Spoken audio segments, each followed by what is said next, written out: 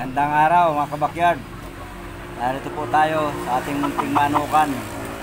Ito po ang aking manok na tumutuka siya ng apat na klaseng patuka na minimix ko ng dry feeding. Ito po ay Kelso Claret, ang kanyang bloodline po ng aking manok. Streetcomb. Hindi pa ako nagpapakain ng dry feed, yung binababad. Ang pakain ko po sa manok ay dry feeding, pero apat na klase pong hinahalo ko siya, minimix ko siya. Sarili, tinan nyo naman po yan, pulang-pulo ang kanyang palong, malaki. Yan po siya, oh. Ito po ay 6 months, magsi 7 months pa lang po ito kabakyard.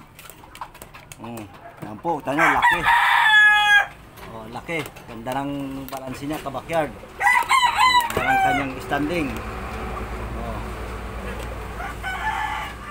Kitang-kita mga kabakyard, yan po ang pag-aalaga ng manok. Kahit na po tayo kabakyard ay backyard lamang, maliit na magmamanok, ay sikapin po natin na hindi po tayo mahuli sa mga magagaling na breeder. Alagayin po natin mabuti ang ating manok. Ayan po, dahil ang pag-asa po natin ay yung tibay ng manok. Saka kailangan po sa manok ay yung hindi po siya nagkasakit mula ng pagkasisiw. Kailangan po ay subaybayan po natin sila. Ako po pag nagpakain ng manok mula sa pagkasisiw ay yung pong nakapak.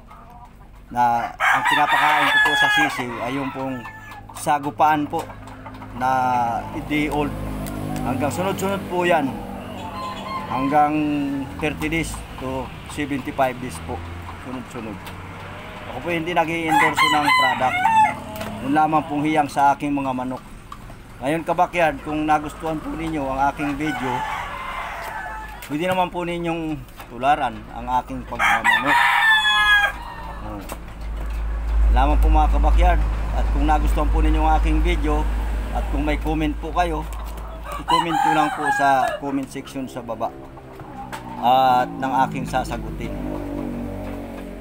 At bago po tayo makatapos ng video, huwag po natin kalilimutan, subscribe niyo po ang aking munting channel at i-like, i-share at pakipindot na rin po ang notification bell at nang updated po tayo sa mga susunod ko pang video tungkol sa pagmamanok.